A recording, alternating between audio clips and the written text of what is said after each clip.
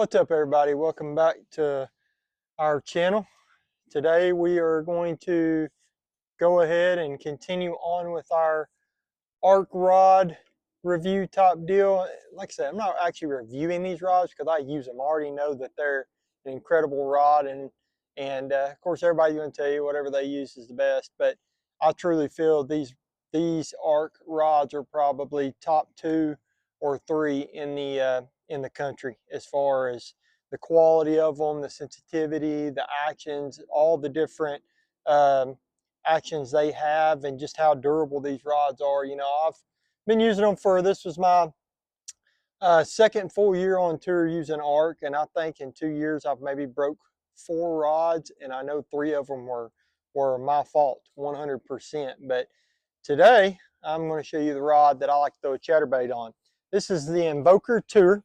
This is 7.6 medium heavy. Action is regular on this rod. You know, I am very particular on the rod I like to throw a chatterbait on. I mean, there's so many different rods you can throw a chatterbait on. A lot of guys like a glass rod. Some of them like a rod that's half glass, half graphite. This is a graphite rod. I do not like a glass rod for a chatterbait. I like to throw a chatterbait a lot around grass, and when it gets in behind a clump of grass or kind of gets fouled up in the grass, I like to be able to really snap that bait and have it to instantly react to me doing that, and to clean the chatterbait off so it goes back to vibrating. I know maybe there's some glass rods out there you can do that on. Arc has several different rods for chatterbait. I mean, whatever you like, they have it. I know the Randall Tharp series has a rod for it. The Invoker Tour has a 7.4 glass composite rod in a medium heavy, and in a heavy action.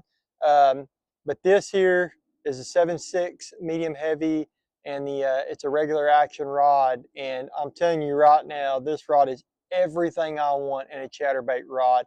I like a longer rod. I don't like a 7.1, 7.2, 7.3. I like that 7.6. You know, I'm a taller guy, so a 7.6 rod for me is not really that long in comparison for the average height of a guy, you know. So I can skip this chatterbait no problem under docks, laydowns, overhanging trees, whatever it might be. I have no issue skipping it on a 7.6 rod. But this rod just loads up so well. I mean, it's you know, a pretty, not, I'm not gonna say parabolic. It's got that tip when you're reeling it out there. That tip is, you know, really shaking. You can feel it. The sensitivity is incredible. And of course, I've got that paired with a Gravity G7 7-to-1 gear ratio reel, 20-pound Yozuri T7 fluorocarbon, 100% fluorocarbon. There's a lot of other things I can see this rod being good for, though. It's not just a chatterbait rod. That's all I use it for, but I think it would be a credible rod for like a whopper plopper, a Berkeley Chopo. I can see it being really good for a bigger walking bait, a medium diving crankbait to semi-deep diving crankbait. I wouldn't want to throw any crankbait on it that dove much more than about 15 foot on it. You're like 6XDs or the hardcore 8 plus, like I just don't, this would not be a rod for a crankbait like that.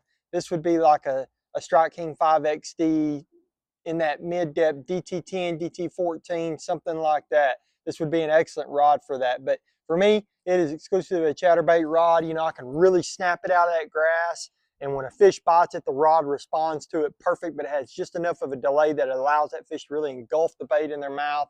And it's got enough power that I can just winch them right onto the boat.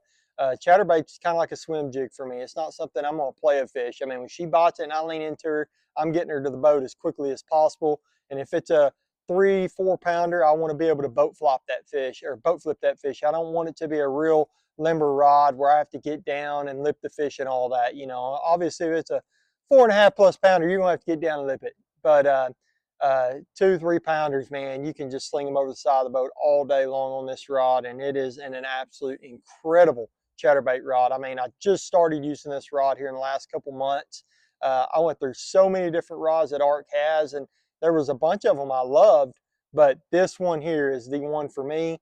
And the several guys that I've had fish with me the last several weeks since I've started using this rod with a chatterbait, they've all ordered one. They're absolutely they're in love with it just like I was. And I'm telling you, it is an incredible rod for a chatterbait. So if you're in the market for a chatterbait rod, or you haven't found one yet that you quite like, I highly advise checking out the Invoker Tour 7.6 medium heavy regular action.